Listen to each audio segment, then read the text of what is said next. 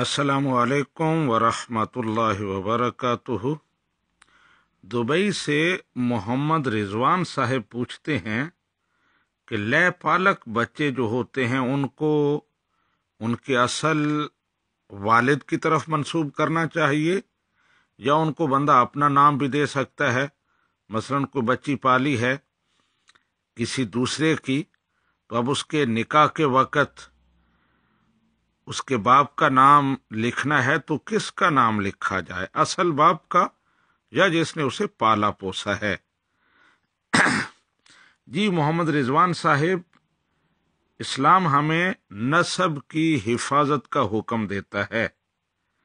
قرآن و سنت نے اس بات سے سختی کے ساتھ روکا ہے کہ کسی کو اس کے باپ کے علاوہ کسی اور کی طرف منسوب کیا جائے۔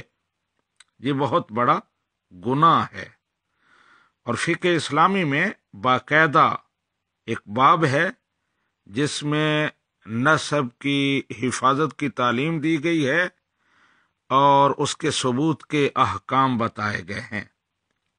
قرآن پاک میں اللہ سبحانہ و تعالی مومنوں کو حکم دے رہا ہے، اعوذ باللہ من الشیطان الرجیم، بسم اللہ الرحمن الرحیم، ادعوہم لآبائہم، یعنی بیٹوں کو ان کے حقیقی باپوں کی طرف منسوب کرو، کسی اور کی طرف انہیں منسوب نہ کرو۔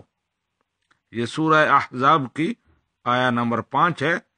اور اسی طرح احادیث میں نبی رحمت صلی اللہ علیہ وآلہ وسلم نے نسب بدلنے والوں کو سخت وعیدیں سنائی ہیں۔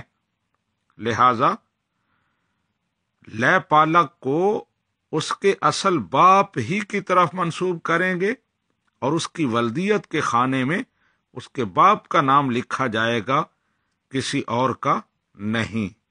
ھذا ما عندی واللہ ورسولہ اعلم۔